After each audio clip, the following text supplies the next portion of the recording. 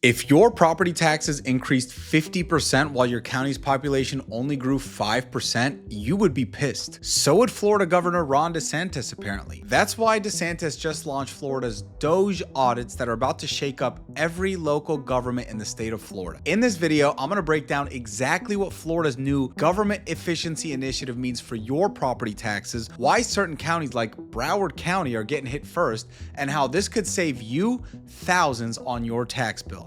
My name is Bishoy Habib, and I'm the realest real estate attorney you know. Over the past 13 years, I've closed over 1,000 transactions totaling $12 billion. But it doesn't take a law degree to know that the government is very wasteful and they suck at managing our money. They always have, and that's why I love the message this sends, and I'm hopeful this new initiative by DeSantis can trickle down and save you and I a few $1,000s. So what exactly is Florida DOGE? DOGE, as you probably know by now, stands for Department of Government Efficiency, inspired by Trump's federal DOGE initiative led by Elon Musk. RIP to the original founder of DOGE, no longer working there, but Florida's version is laser focused on one thing: stopping local governments from wasting your property tax dollars. Now, how did we get here? Governor Ron DeSantis looked around and looked at the numbers and found that certain municipalities in Florida were over collecting and overspending our tax dollars in all the wrong ways. Broward County is the poster child.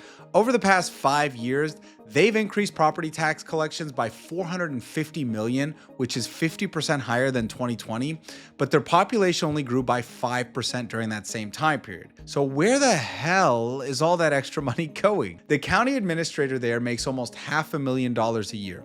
They've spent money on DEI initiatives, which we all know are no longer in, and Green New Deal programs. And apparently they spent $800,000 on a float for the Rose Bowl parade. Yes, you heard that right. And the Rose Bowl's in California, so that I don't understand. Broward County raised property taxes on its struggling residents just to turn around and spend nearly $1 million on a parade float in California, I think. This is exactly the kind of government bloat that Florida DOGE is designed to target. So how does this audit process actually work? The state has given chief financial officers sweeping authority to conduct on-site inspections of any local governments that receive state funding. All right, did you hear what I said?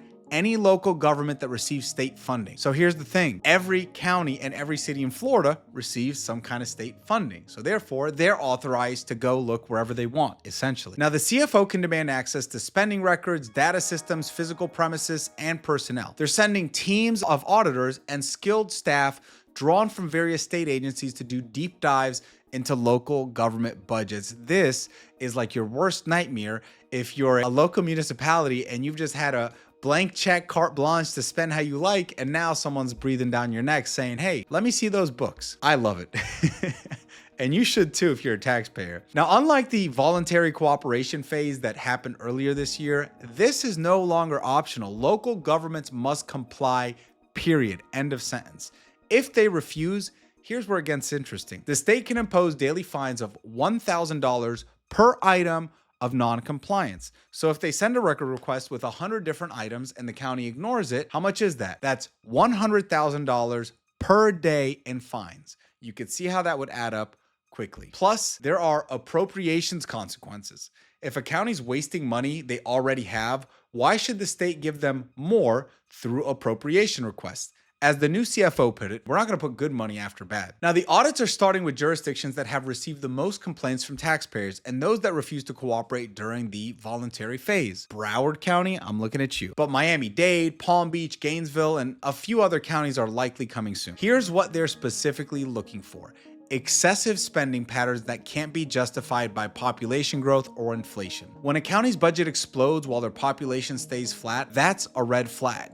They're also examining whether local governments are good stewards of taxpayer money before approving any new appropriation requests. If you're wasting what you have, you shouldn't get more, and I think we can all agree on that. The property tax issue is particularly frustrating because it's a tax on unrealized gains, and this is becoming a huge topic of conversation, not only in Florida, where I will give Ron DeSantis credit. He started this conversation earlier this year when he made a radical statement that we shouldn't be paying property tax on something we already own outright. You know, if I go to Best Buy and buy a flat screen TV and put it on the wall, I got to pay a sales tax on it, right? but I don't keep paying tax on it every year. I mean, it's just not, that's not how we do things. It's like, okay, if you're going to tax something, you tax it at the transaction and then let people actually enjoy their private property free and clear of the government. I thought that was radical, and now guess who's talking about it and has the same talking point? President Donald Trump, which I'd never heard that before. DeSantis said it probably about February 2025 was the first time I heard it. And his idea was, why are we being taxed on these, on this property we own outright, right? But anyways, I digress. The problem with taxing on real estate is that your home property value goes up on paper and suddenly you owe more taxes, even though you haven't really made any more money. You haven't sold anything. You don't have more in your pocket. You're essentially paying rent to the government just to live on your own home. And that rent goes up without you necessarily making any more money. And have you ever noticed how aggressive property appraisers are about jacking up your assessed value, but they never lower it? That's not an accident. I've been around, I'm in Tampa. I've been here for the past 15 years. Basically, I've been practicing here in Tampa. So I'm very familiar with the real estate market. And I mean, let's just go back to 2020. I mean, in Hillsborough County here, they were jacking up the taxes on properties up to 20% a year, which is insanity. But now that property values have decreased 15, 20, 25%, depending on where you are, but at least like double digits across the board in the past 2-3 years. I mean, I would say it's closer to 20%. Guess what? The appraised values have not dipped 20%. They've barely fallen. And this year, and this is kind of inside information, is the first year they're actually going to drop across the board. And that drop is nominal. It's like a couple percentage points from what I remember them telling me. So why are they always jacking them up but not bringing them down? Food for thought.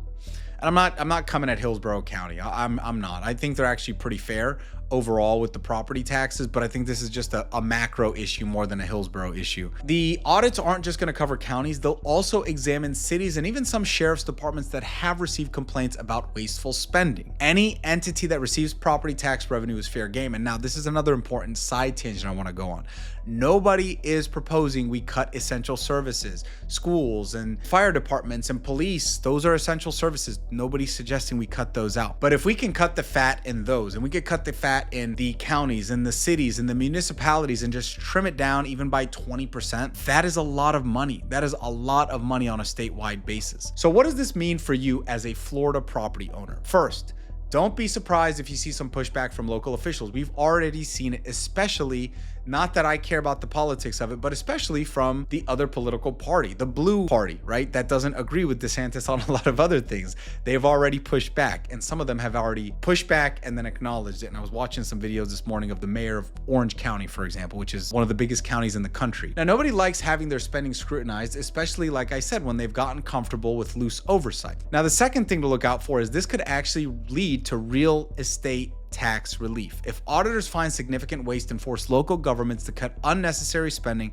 that should translate to lower tax bills for residents. Third, this creates accountability that has not existed before, and that's the whole point here. And that's really what Trump was trying to do with DOGE, with Musk. That's what DeSantis is trying to do. If I had to just say the most important thing here, at least they need to know that somebody's watching. Local officials now know that their spending decisions will be examined closely by state auditors who have taxpayers in mind, answer to taxpayers, and are not local politically interested. The CFO of Florida emphasized something important. If you're in office and you're taxing people, you have to ask yourself, if this was my own money, would I make the same investment?